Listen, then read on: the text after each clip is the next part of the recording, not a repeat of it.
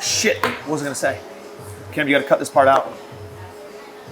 What's up, guys? Welcome to another episode of Spill the Beans. Today I'm sitting down with Jason Wang. He's a local young guy, 25 years old, in the real estate business, has a great brokerage, has made hundreds of thousands of dollars a year brokering real estate. Came out to actually my mountain mastermind back in October of 2021 and just kind of expanded his mind. He blew the lid off of what he thought was possible and has pivoted a business.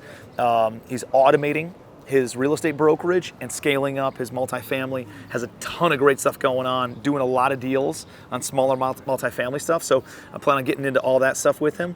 But yeah, tune in. It's gonna be a great episode of Spill the Beans. Any of you young rock stars out there who are looking to scale up your business and you're in your 20s and you're looking to just make some big impact, this is a guy you gotta connect with. So I think you're gonna love this episode.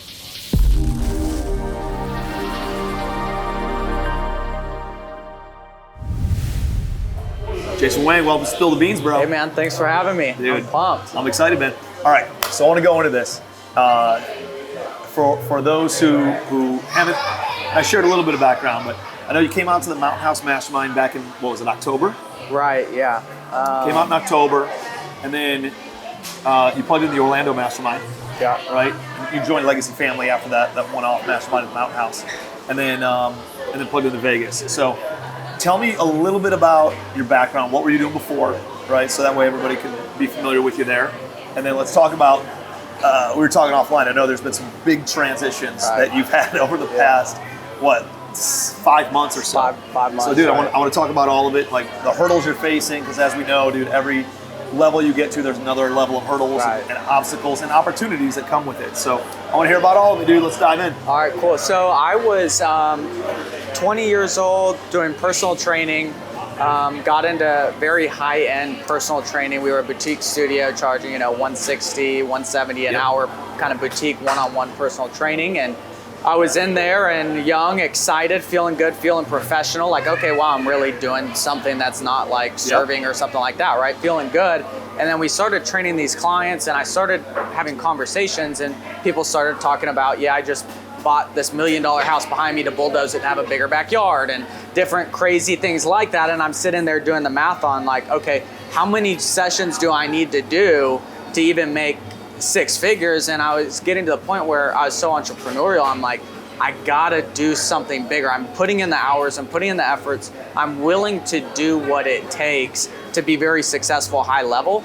But there's a very clear ceiling here. And were all these people like real estate professionals or just entrepreneurs? They were just entrepreneurs, doctors, lawyers. Yep. So there's guys, hedge fund managers, different people. And at the time when I would hear somebody's income was 300K, I was blown away. I was like, holy hell, this is crazy, right? Now I think back, I'm like, what the heck? But I realized I needed a bigger, better vehicle where I could scale my efforts and get rewarded. That's when, and I was already pretty good at sales, been doing sales training, things like that. I was like, I'm gonna give real estate a shot. And I did all my research, was learning a lot, coming up with kind of a game plan for how I was gonna go after it. And I found a coach who is out of Myrtle Beach, South Carolina, and basically told him I'm packing my bags and moving down in 30 days to sell real estate. Where were you before? I was in Minnesota. So I didn't know anybody except for this person that I identified as my coach and said, I'm moving down and doing this. So got my license there. Take some balls, man. Not a lot of people were willing to do that, Yeah, it was pretty scary, but I had the vision, you know. I was talking with Nick Burton, so we were just up the Mountain House, just hanging out with some of the guys this weekend. And he was sharing his story with a couple of the people that were in the car as we were driving up. And it's the first time I actually ever heard it. He's my director of acquisitions. Right. He's been with me for 7 years now. And when he told his mom that he was going to go quit school, not go back his senior year of college, and just work full time, she goes, well, Nick, you don't really have anything. So if you lose everything, you didn't really lose anything. Right. It's so true. Dude, it's such a powerful concept. Yeah. When you don't have anything, you got nothing to lose. If you lose everything, you don't really lose anything. You go back to doing what you're doing before, right? And so I think it's a powerful concept where people get caught up in their heads about all the horrible things that could go wrong. Like, dude, you go back to zero, you go back to, I don't know, moving back in with your parents is where you started out, right? I tell everybody, like, I could lose everything that I technically have right now and be in a cardboard box on the side of the road, and I'm good. Like, I will be out of that situation in 30 days. Yep. I'm not worried about it, and that allows me to kind of play all out and not play with fear of like uncertainty of what if this marketing campaign doesn't work, or what if I, invest in this mastermind or group and I lose some money, or this happens. Is I don't play with that uncertainty that maybe I used to. Dude, you look at what could happen, right? If I do spend that money in marketing and I spend 10 grand or 20 grand or 50 grand a month and I make $250,000 a month, right? What happens if I do join that mastermind and I spend $20,000 a year, but it develops relationships where I make $2 million a year, right? Why not look at that side of the coin instead of it's a cost or it's an expense, or what if I lose that money? Dude, there's an upside that's limitless, limitless potential, whereas your downside stops at whatever the dollar amount is, you know? Exactly. So you got to look at it from what's a best case scenario, what's a worst case scenario. Dude, and I almost always go with, dude, this is worth the risk, right? Right, exactly. But that's good, man. Yeah, so I got my real estate license, listed and sold like 40 properties my first 10 months, and then got into kind of a rough situation when I was in Myrtle Beach. What year is this? This was 2018 when I got my license. Got it. 2019 I moved to Charleston. Same thing, moved down here, didn't know anybody, had to rebuild. And then 2020 did like 20 million worth of real estate volume basically by myself, and kind of got to the point where I was a top performer for like a single agent in the real estate world. 20 million is like, okay, you're doing good. But all right, let's break that down, because I know a lot of realtors go by.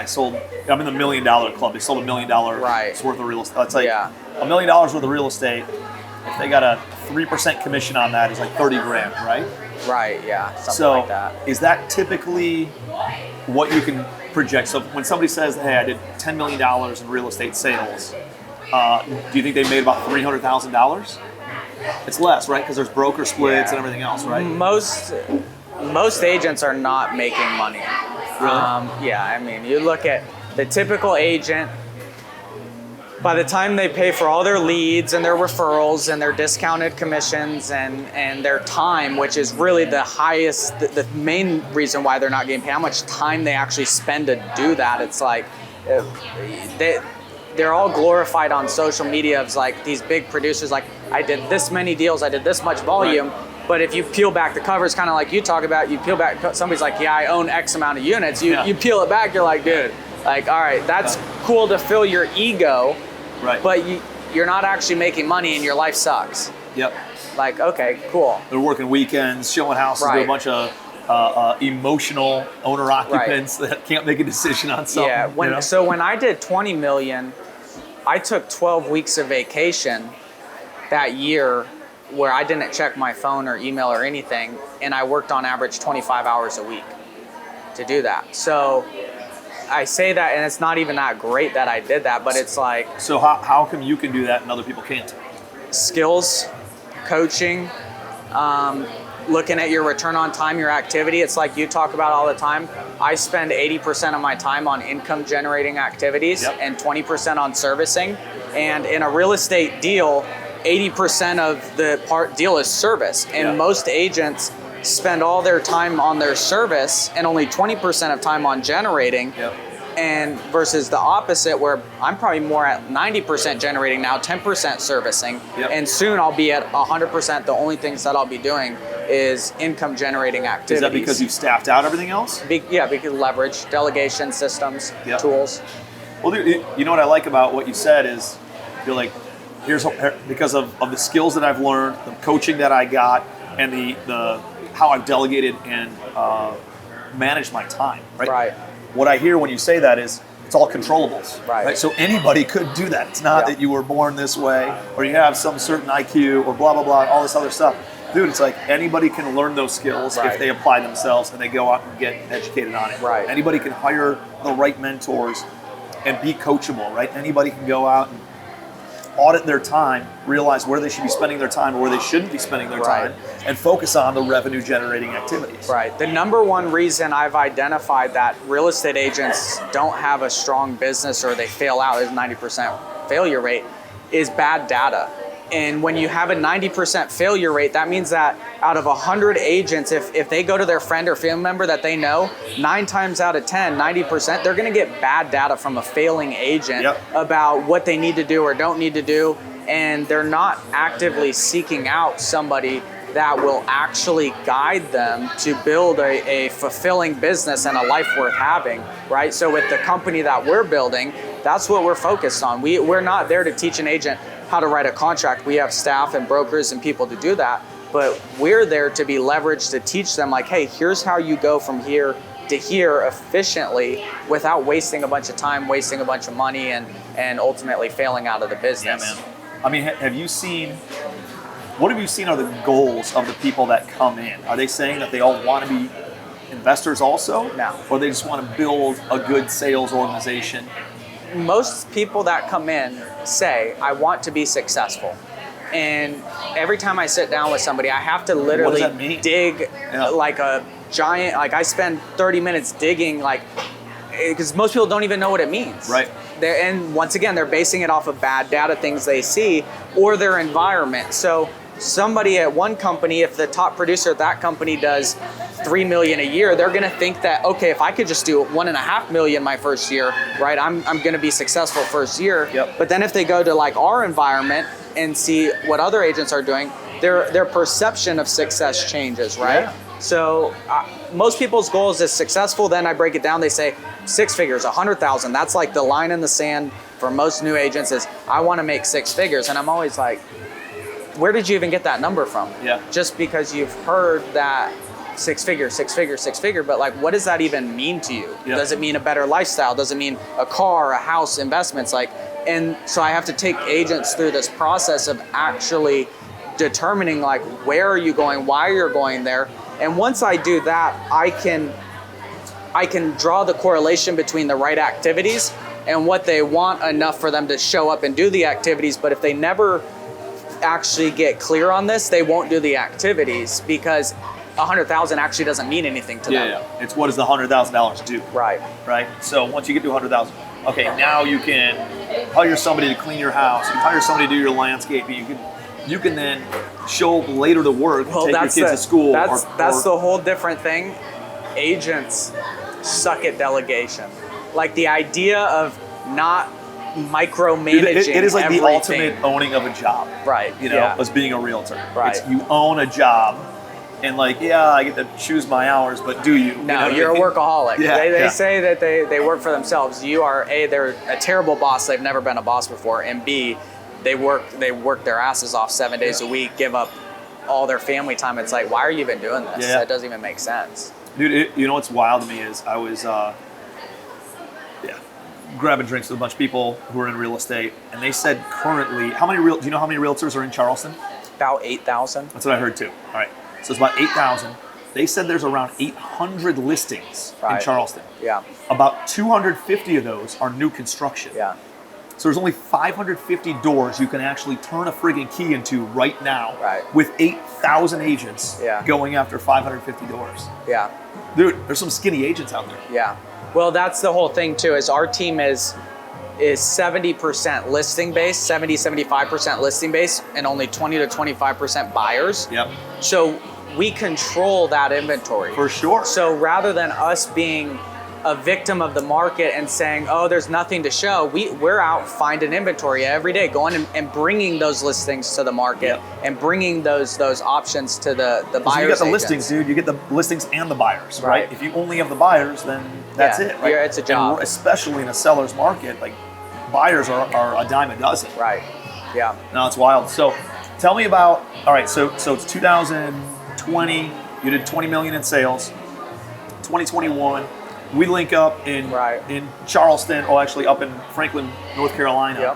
How do we connect? Social media, right? Yeah, it was social media. I did the virtual commercial empire over the summer. That's right. And at the time, 2021 was when I left my brokerage to go to basically a hang your license brokerage where there's no support and become a real, what I would call entrepreneur. Yeah. So 2021, as I said, I'm leaving everything, the support, everything to go out and actually grow as an entrepreneur. And the reason you would do that is because what? You have higher splits? No, it's not the splits. It had to do with my personal growth of who I saw myself becoming. I could never become that person if I didn't fail enough becoming a real entrepreneur and doing it on my own. So to me, it was a growth moment where I knew I might go back on income this year, but my personal growth will get me closer to where I really want to go and goal. Love that, man. And so then you force that constraint on yourself of saying, screw it, I'm going to leave something that's very comfortable and I'm going to go get really uncomfortable because I know that I can't break through this glass ceiling unless I do that. Right. And that's where it opened me up Takes to. balls, man. Takes balls. But it opened me up to like, okay, I'm leaving my coach who owned the company. I need to go find new coaches. I need to go find new people to learn from. And so I started following your stuff, following different people in the industry, and following your stuff happened from social, where it was like I had been so ingrained in the real estate sales industry that I didn't realize. I'm like, wait a second, no real estate entrepreneurs are really making 10, 20, 30 million a year or ever. Right. But then I'm like, who's making that money? I look at hedge funds, I look at all these other things. I'm like, these guys are making not $1 billion in their career, $1 billion a year. I'm like, okay, there's something here that I need to uncover. Yep. And so that's how I started linking up, following you, getting into your stuff. And when I was looking at your stuff versus everything else, how you structured your business and your deals that you do was where it really made the most. It might not have been the easiest route to go from like raising money, you know, different things like that. But it was like, this is actually what makes sense long term. So then I just kind of latched into your ecosystem and masterminds and went to the cabin. That was the first time I spent real money on like a mastermind or anything. And it was cool though, right? I was like, it blew the lid off, dude. I was that single weekend alone, outside of what I learned about investing, just who I became mentally, just like my belief lids just freaking launched off of what I ever was even expecting. So all my goals changed, everything. Like I was like, holy shit, this is like a whole new path, like that turning point for me of where is my life actually going. And it's crazy. Dude, it's cool to go out to like a networking event. It's cool to even go out to like a mastermind that's 2 days. But dude, being entrenched in a house with 15 to 20 entrepreneurs, and dude, waking up, hanging out in the kitchen, you know, going through the formal mastermind, you know, going around the tables and stuff that we do during the day, and then going for a hike, and then hopping in the pool, and then you know, drinking until 2 o'clock in the morning. Like, dude, there is a depth of connection and conversation that occurs when you are in that environment that I have never seen anywhere else, right? Never. So that's why like that is a really powerful event, and why we try to do it a couple times a year. I'm an information junkie, dude. I'll watch all the YouTube videos, I'll research everything. But those, like you said, those couple of days of being in there entrenched like that is just a game changer for me. It's insane. So that's awesome, man. So tell me what you're working on now. All right, so that blew the lid off of it.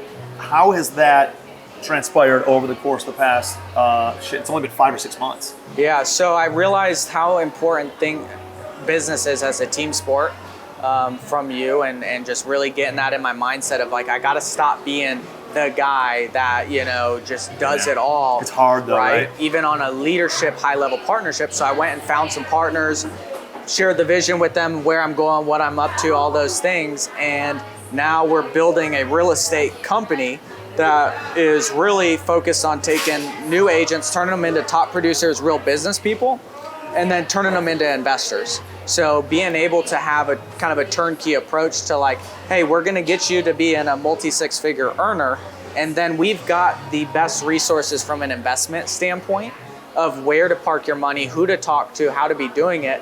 So that way they can have an easy, I call it like a 5 to 6 year retirement plan if they wanted to, because most agents never retire.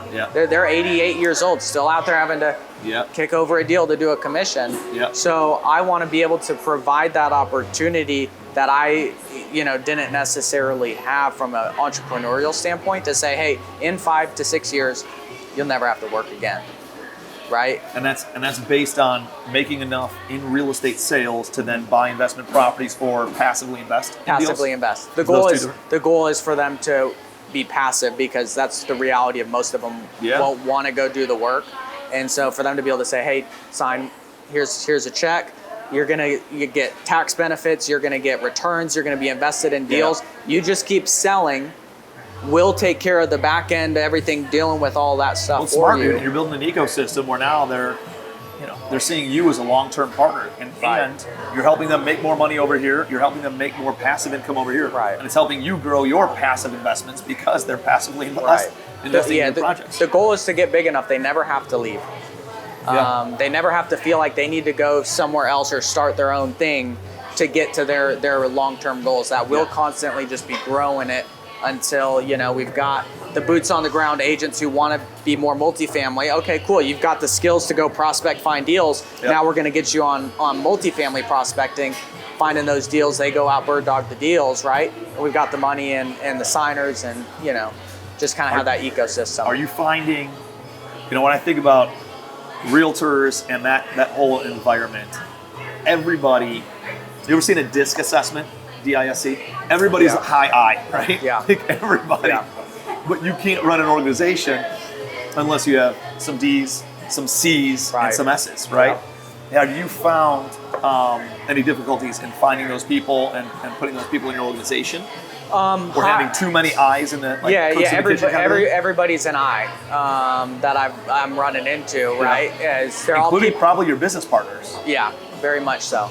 And so with that, it's definitely a hurdle. Finding the DC or the DS that can handle the nitty gritty, but can drive it and is not scared to drive things through, right? And that's been a big learning curve for me the last year and a half, is actually taking the time to put people through the DISC assessment and the different things to see, are they the right fit for this role? Do I need them in a different role? Dude, that's an important, that awareness of, do you have the right person in the right seat? And just by having that simple behavioral assessment, which is such a simple tool, dude, has transformed. Because I've had the right people just in the wrong seat, and they were shitty, and I needed to fire them. And then I was like, well, let me just get this awareness. Oh, no wonder they're doing a bunch of shit that they don't like doing, but they're an A player if I put them over here.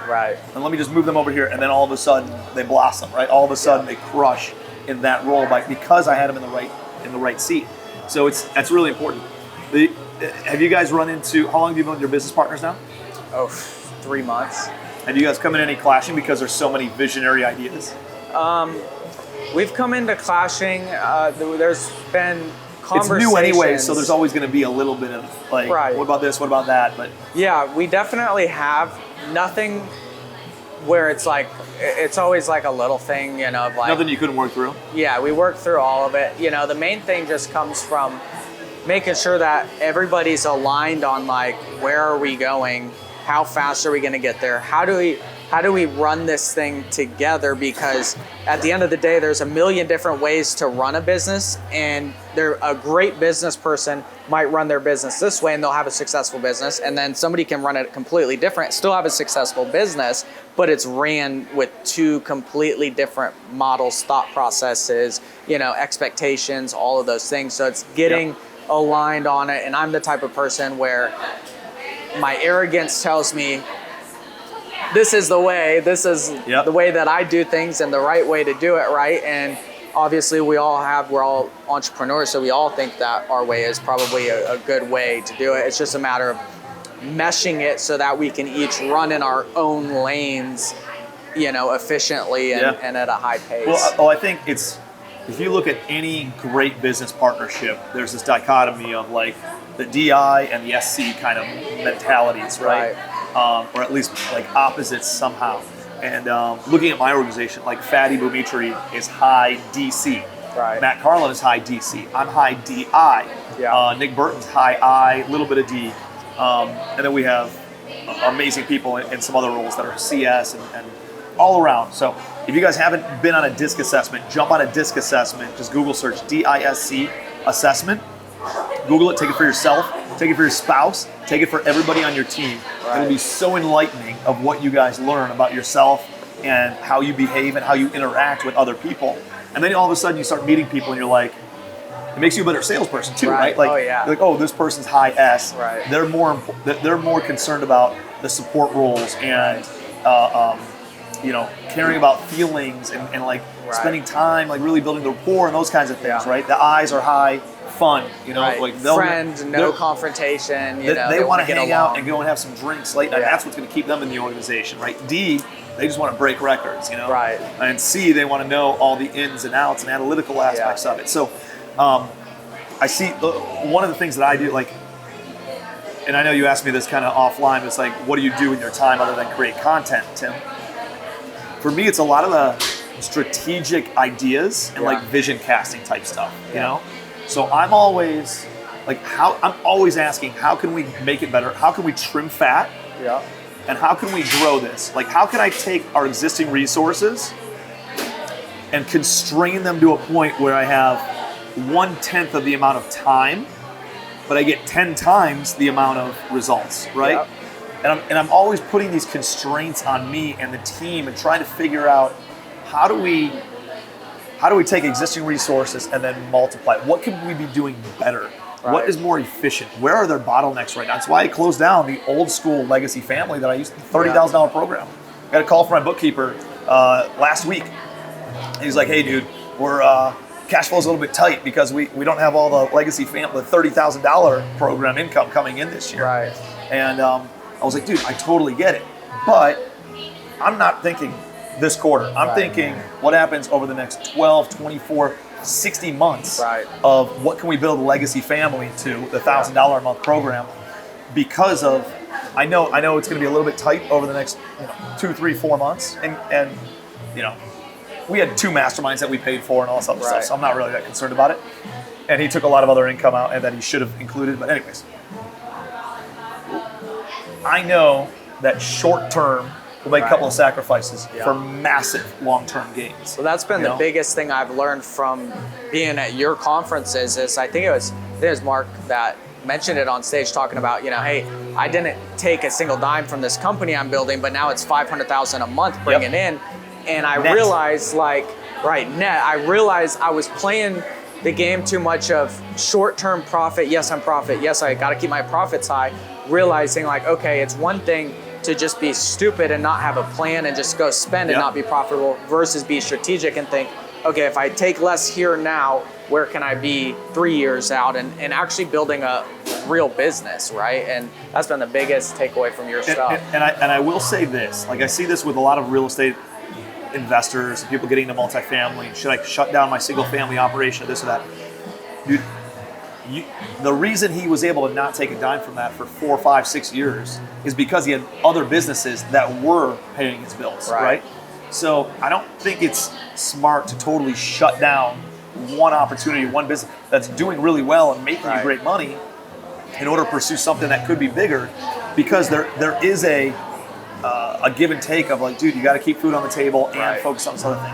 One thing that you could do is make sure that you're taking an acquisition fee on your deals, right? That's what keeps food on the table. That's what keeps the lights on. And then you live off of the acquisition fee, and then your equity is what builds the long-term wealth, right? So that's one of the changes that we've made. We never took acquisition fees, but things got really skinny for a few years. And then we started taking acquisition fees. And we don't gouge it. It's usually like 2%, right? 2%. It's less than what a realtor commission would be on it. But 2 points on a big deal is it's a considerable amount of money, where we can again keep the lights on for long enough, and then we can work on the property, and then that's what really builds the long-term wealth. But we just started taking acquisition fees maybe 2 years ago, and it's been a big breath of fresh air. But then I also have the education, the consulting business that generates multiple 7 figures a year. Again, we're taking a little bit of a step back in order to do big things moving forward, but I know where it's going, right? And that's really where my time is spent, is like the strategic ideas, thoughts, how can we make this better? And then I take that to my team and the guys with the different behavioral mindsets and my team who have different mentalities around things, or look at things just from a different angle, right? From the legal perspective, from the operations perspective, from the sales perspective, from the fulfillment perspective with Sarah. They're like, well, here's why it would work, here's why it wouldn't work, here's what we should do different and tweak it. So I'll bring the big idea and then I'll be like, poke holes in it, crush this, why isn't this a good idea? I want you to kill this idea.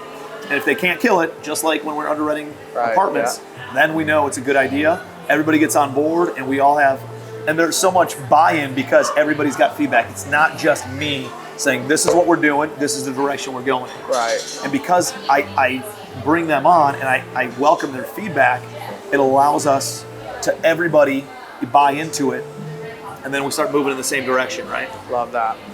That's awesome. So in the beginning, curious is on that note of like, having the team, being the visionary, right? All those things. Who is the first person you brought in when you started, building the because I know you built with some partners, right? And then you went separate ways. Like, who is that first person that kind of came in forming your group?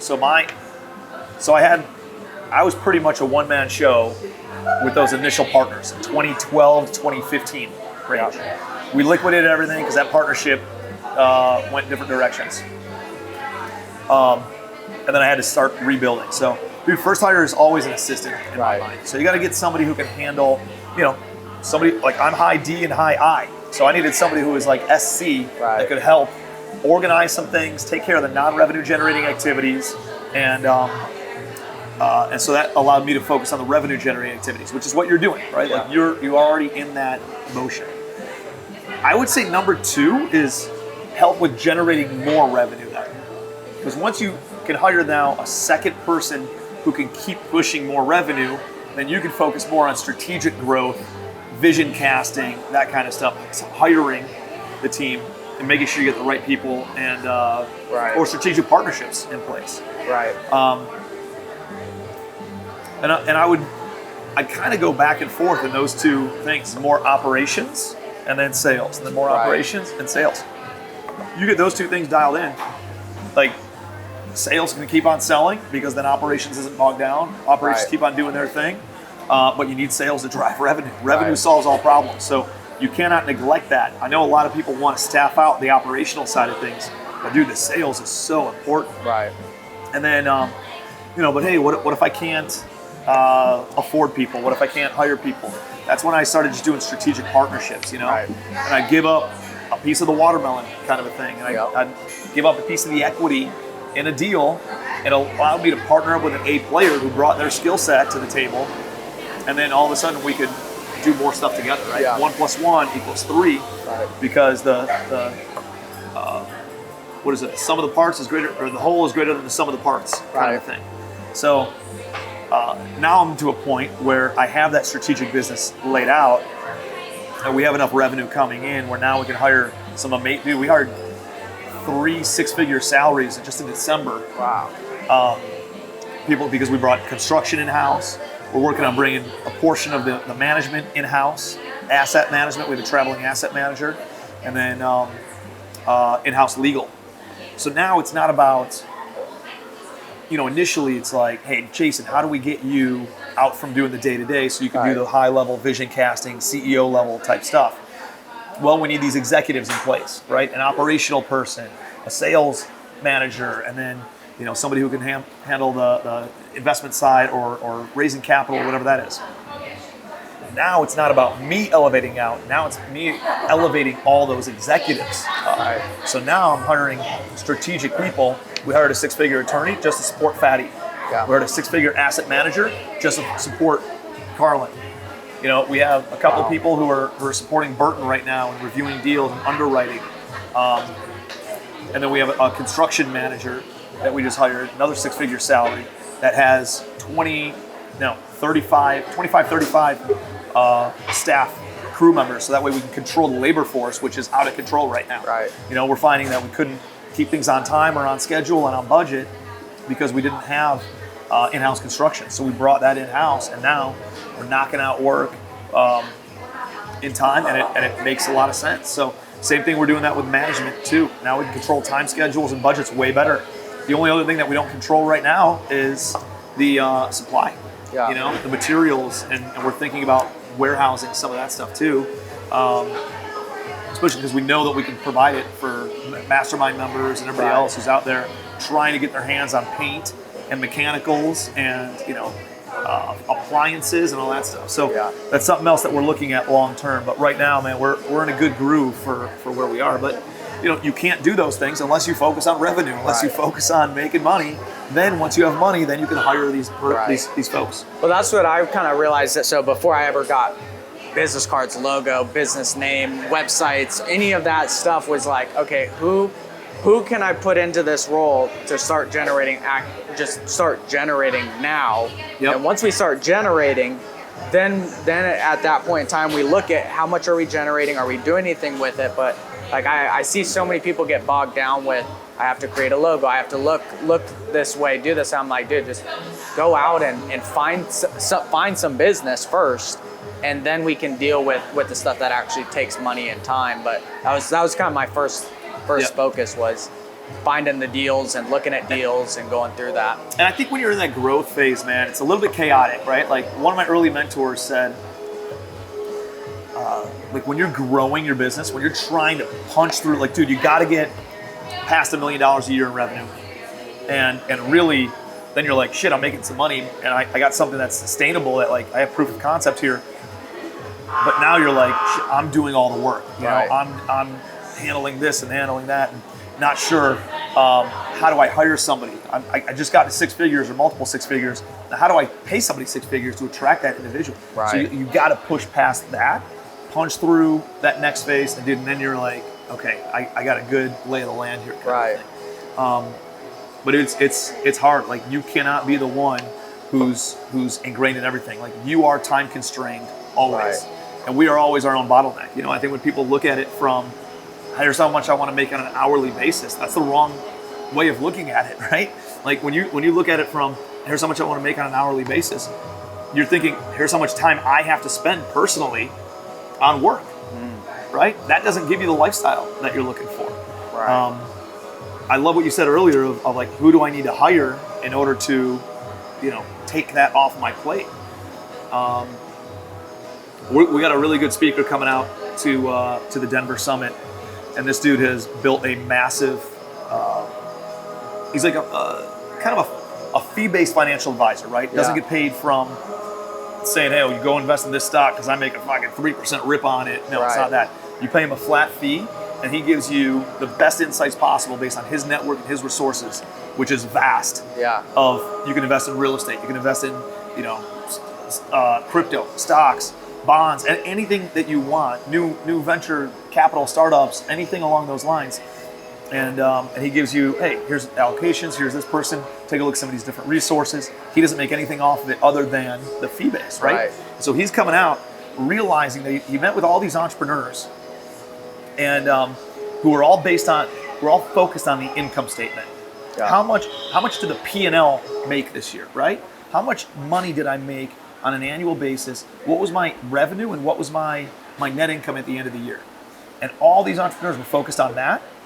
And then he worked with some people with huge incomes and net worth.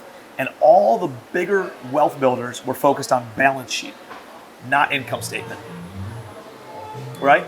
And so it's going, how do I transition from focusing on the income statement to really focusing on the balance sheet? Because if you focus on the balance sheet, dude, the income statement takes care of itself. Right. If you're buying the right types of assets. Right. So, I remember hearing that too from a guy a couple years ago, and he's like, dude, you got to get your balance sheet up. And at the time I'm like, I don't even know what the hell that means, but I need to figure it out. Like, and then, it means building up assets. Right. It means whether that's businesses or real estate holdings or something that's going to generate revenue when you're not working. Right. Because otherwise you're always going to be working, dude. Right. If you're always looking at the hourly rate, you're always going to be trading your time for money. Right. I don't give a shit. Like, dude, there's doctors who hate what they do and they make $1,000 an hour.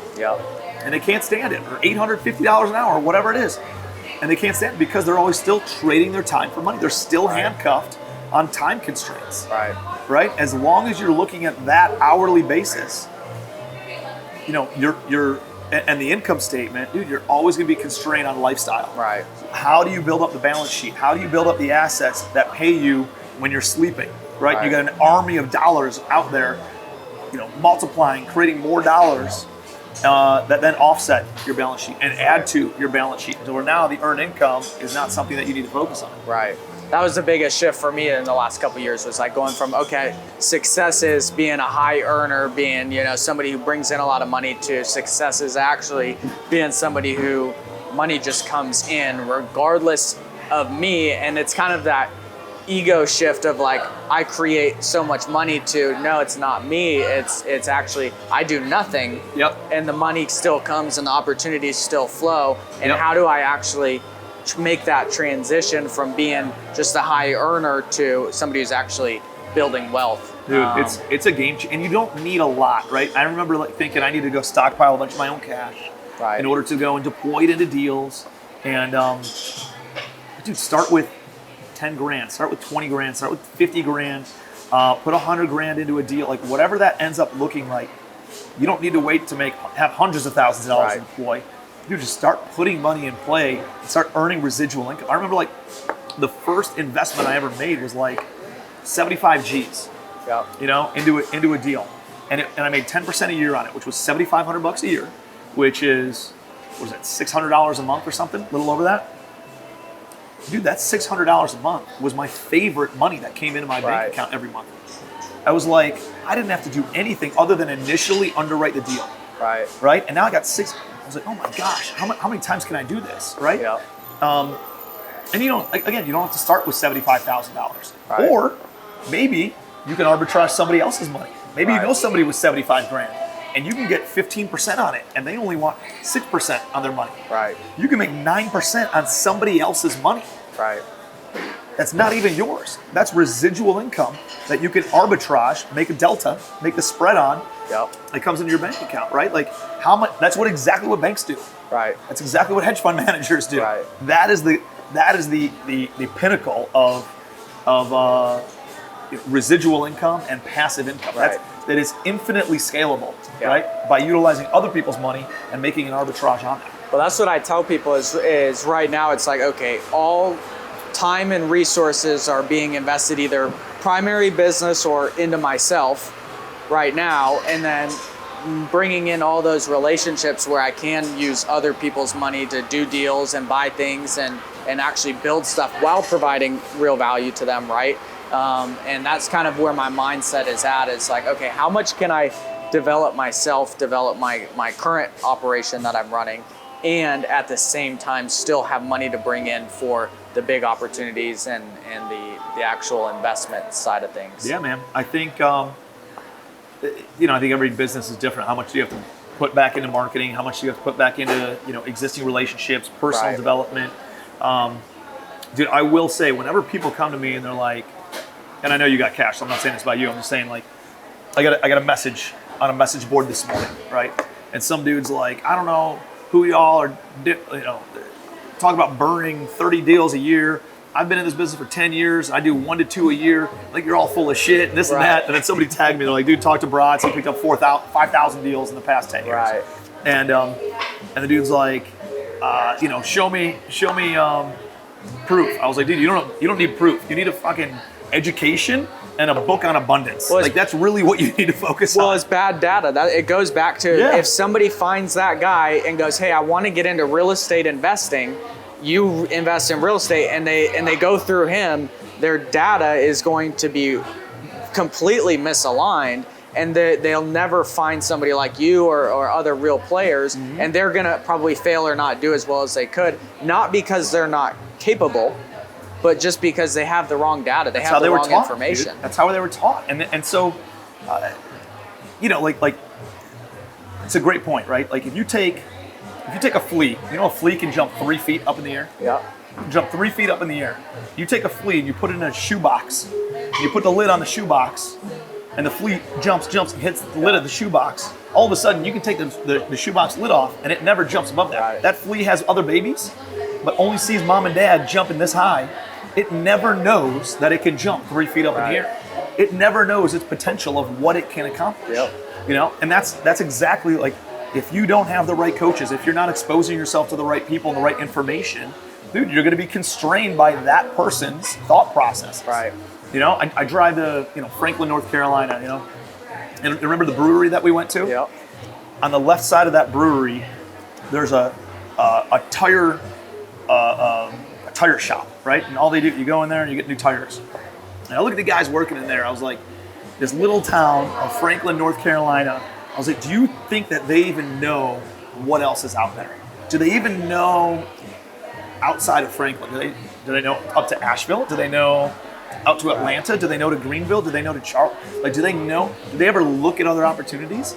I don't know, man. I think not exposing yourself to that stuff, like I want my kids to be exposed to everything, and then make a decision based on all the information they collect on what they want to pursue and what's but dude, my job is to expose them to what's possible. Right.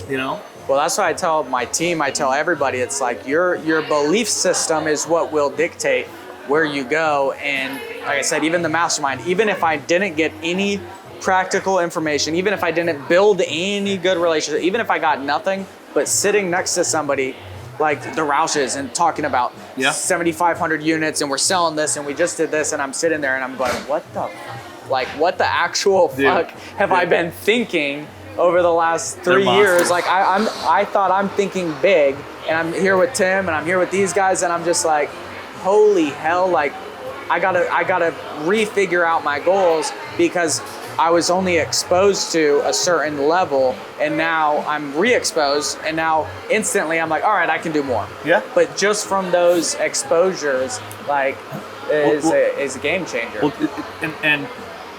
and that's a pay-to-play room, right? Yeah. It's not necessarily paying to get in the room. It's also paying to keep small-minded people out of the room. Right. That's a very real portion of being in a high-caliber room like that, And I truly believe, back to your original point of where should you be spending your money, dude, when I get messages from kids that are like, hey, dude, I got 50 grand saved up, what should I do with it? I'm like, if you are focused on $50,000 and what you can do with $50,000, you will be constrained by $50,000. Right. I would rather you tell me, I don't have any money, what can I do? Because then your options are limitless, right? Like, and I'm like, dude, go and get educated. Go and join a mastermind, join a group, read some friggin' books, hire a mentor, go and do anything of that sort to start building your belief, because that return on investment is exponential versus 12%, 15%, 8%, whatever. Like, that will come. You will learn how to get access to $500,000 of other people's money by investing your money in the education. Well, just from the education I got from you so far, I have people who have millions of dollars ready to deploy, and based on the information that I learned and then shared with them. So I went to your stuff, learned, took that new information, presented it to somebody I didn't even know. Like, this is a cold call person that I built a relationship with over the phone, talking about selling their real estate. And then as I built that relationship, we got together, timing happened, I shared the information I learned from you, and they're like, all right, fine, where's the deal at? We're ready to go. Like, I'll sell everything I have, $4 million worth of real estate owned outright. I'll sell it all and dump it into the deal. Like, let's do this thing. I'm like, oh, all right. That's awesome, dude. Here we go. That's awesome. But it's just from being around you guys. Like, that is literally the sole contributor. Proximity's power, man. Proximity's power, and then once you have a taste of it, you're like, oh shit, like now I know how powerful it is. And that's how there's almost an anxiety of missing an event or missing a mastermind or a networking kind of a thing, or the boys going and grabbing stogies or something like it's one relationship away. One encounter, one person says one idea or shares one thing they're doing, and your belief system's lifted again, or it's like it is the highest return on investment, period. So like early on, man, I obsessed over just, what do they call it? Audio university or car university, whatever the hell but dude, I would just listen to books on audio all the time. And then I did so much of it for like 3 or 4 years that I was like, I need to listen to radio for a little bit, I did the same thing. But dude, because of that, all those insights and all those ideas compounded when I was early on in business. where, dude, I utilize all of those, and I teach a lot of those things right now today, because I had the foundational elements of the mindset compounded with doing deals and the experience. And I truly believe those two things are what put me where I am today, why I can provide so much value to other people. Because I've worked harder on myself than I ever did on my job. And then I have enough experience and a lot of volume over that many years that I can show people a track record and have had success because I can paint the vision, right? But no, it's powerful stuff. What does the next 24 months look like for you? Looking to GP on 500 units. Might raise that, should probably raise that goal. 24 months, is at least the minimum is 500 units. Build up my sales team and my brokerage to where my goal for helping people is I want to help, at least 8 people in the next 2 years earn $250,000 net. So that's through your team, through real estate, right? Yep, through selling real estate, is help 8 people earn $250,000 net income without sacrificing their lives, without having to do a bunch of crazy stuff, but just actually earn real money. Are they brokering to owner occupants or more investment side? We do a good bit of both. A lot of it's owner occupants. A lot of it is, we work with a lot of residential landlords. And that's where a lot of this actually came from. Was I was dealing with so many landlords who tired, old, all that, the people you buy from usually, helping them liquidate. And then they'd be like, I don't know what to do with my money now. I don't want to go to the stock market. They'd see a random property, be like, fuck it, I'm gonna buy this property. I'm like, why would you, that is a horrible investment, but you just have money. And then I'm like, okay, I need to create opportunities for all these clients. And now a lot of our listing business is actually showing people, we will look at their rental properties. They'll say, oh, I'm good, it's covering my mortgage. We'll look at the cash flow, the equity, what they could do if they bought X property or bought here. And we're getting a lot of business because we're bringing real value now. We're actually showing them, what they can do with their real estate. It's more than brokering a house. It's being a financial advisor almost. Of here, you can earn a better return over here. It's more of a stable market. It's more turnkey. Doesn't have the construction risk or whatever it ends up being. And you're helping solve multiple problems. Dude, the more problems you solve, the more money you make, the more influence you have, the more opportunities that are going to arise.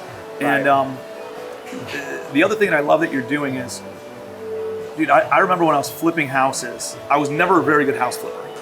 I wasn't good at it because I was always fixing up a house and selling it to somebody, and I hated that I didn't control it. Right?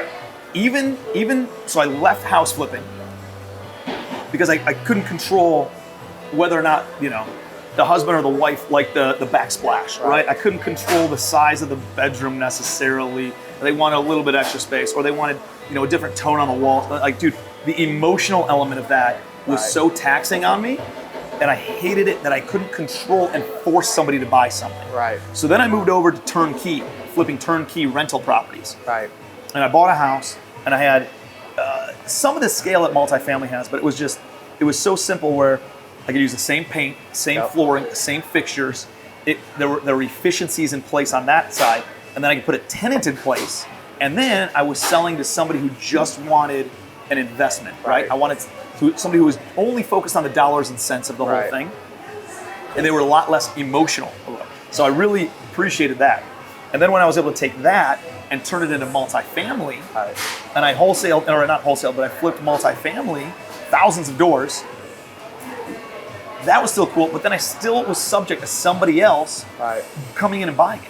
And then I was like, you know what? F this. Why don't I just hold on to all these things? I'm the buyer now. I can control the buy. I can control the sell, or not the sell, but I just refinance, right? I'm the person who's finding it, who's funding it. I know that the deal will close if I'm in charge of the whole thing. I know that I can get the financing. I know that I can raise the money. I know that my team can handle operations. And dude, it's just, there's so many less question marks, and I have so much more control and predictability over my business because I am the buyer, right? And so, well, that opened my eyes because I thought as a new real estate agent, I thought, oh my God, I'm printing money. I can literally sell inventory without owning it, buying it, doing anything. I can list it like a car dealership, but I don't have to own the car or the dealership and sell it. Oh my God, I'm printing money. And then as years went on, I realized, oh my God, I'm making a commission, where the wealthy people are like, pay him his 3%, pay him the 6%, let the agent have their little bit of money. And I'm like, damn, like, okay, I know that now the commission is irrelevant to me. I'm like, dude, I got to get into ownership. I got to get into actually buying it and being that end user. Well, dude, think about this. Hey, I want to make, $200,000 next month. Okay. Go find a $10 million building. Right. Buy it, raise the money, get the financing. Two things that you can control. Yep. And then tack on a 2% acquisition fee.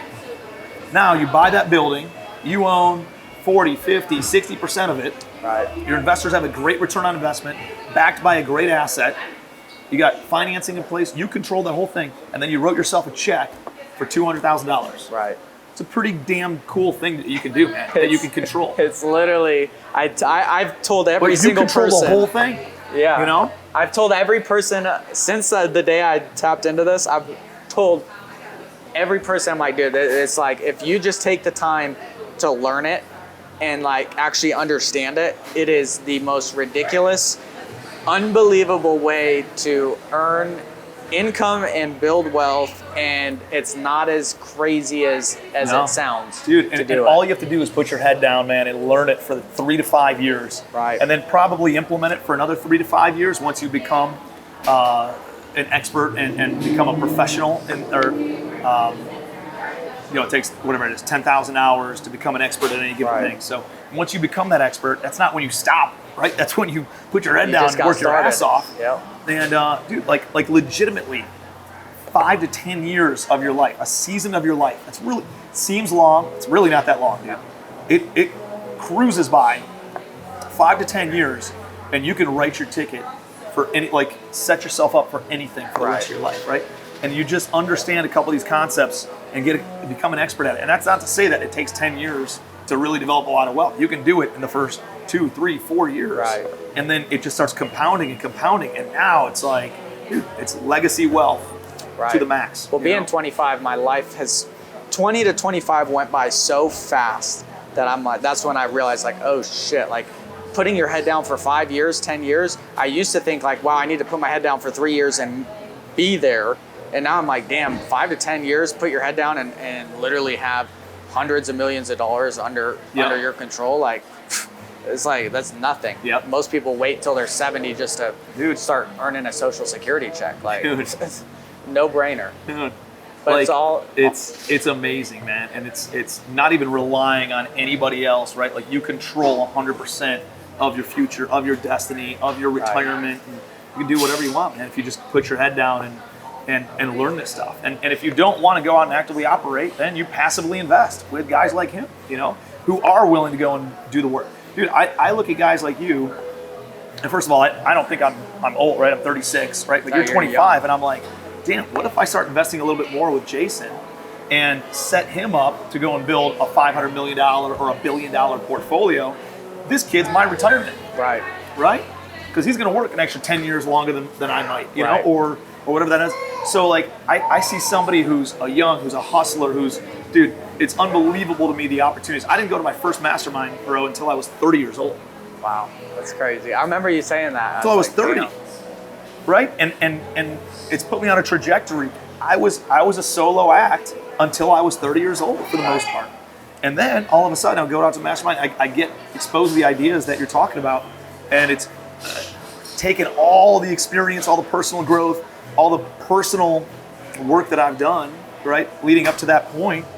And then all of a sudden, now I know how to build a team. Now I know the resource. Now I know who's got private money. Now I can through proximity borrow or tap into relationships that I couldn't have previously than being in a mastermind. And all of a sudden, it got me to a point where, dude, my trajectory went boom. Yeah, the hockey stick growth. Dude, I always totally tell people you can either have, most people, they're like, I just want to do better than I did last year. As long as I can be a little bit better than I was last year, I'm good. And I'm like, screw that. I'm okay. I'll be a little bit better than I was, but by year 3, 4, 5, I want to see that hockey stick growth. It will happen. It's slow initially, and then all of a sudden, dude, it takes off. That momentum thing is almost, when you've built a business without momentum for so long, like I had through my entire 20s. I hit 30, and then all of a sudden I started hitting momentum. I was like, holy shit, like you're almost afraid to lose it, you know? So then you work harder, you double down, and then you're like, you get more momentum, so then you're like, oh, I can't lose that either, and you just keep on rolling. But then, you know, by being around the right people and having the right conversations and having the right, you know, awareness and asking yourself the right questions,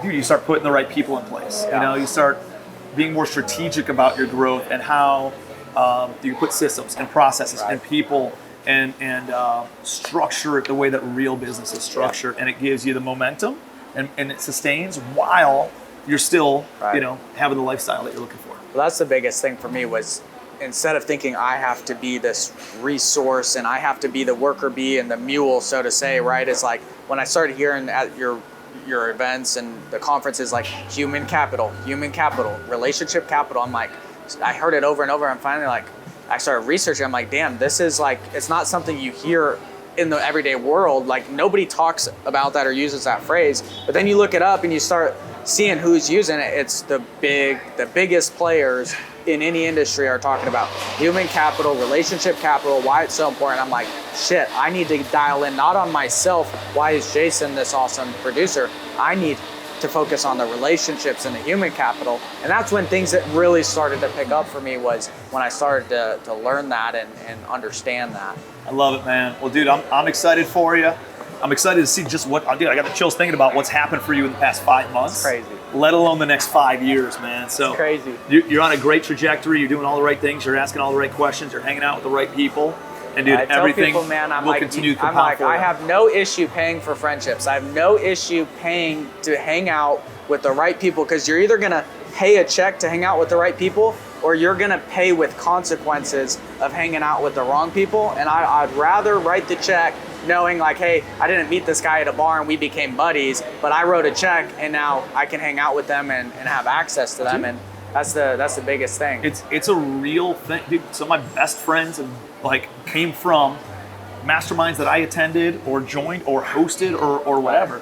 It's just, dude, life becomes too short where you're like, what can be the differentiator, right? Like what gets rid of the people who think small, who aren't willing to put in the work, who don't have the work ethic, who don't have the willingness and just don't have the mindset, or like whatever that ends up being. It's not that those are bad people. No. It's like, dude, I don't have time for negativity. I don't have time for people to pull me down. I don't have time for friggin' people to be like, that's not plausible. Okay, asshole, well, I've done it, right? Like, you can't tell me that I haven't done it.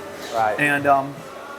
And then all of a sudden, let me show me your bank statements. Get the fuck out of here. Right. Like even if I did do that, the dude's not gonna pay attention to it, right? He's, well, you probably doctored it. Okay, here we go. You know? Yeah. So it's like, how do I get out of those? How do I eliminate those people from my life and focus on people that I can really grow with? You know? And dude, guess what? The easiest way to do that is to write a check. Right. Either me write a check or have somebody write a check for us to go and hang out together. Right. And that eliminates a lot of the,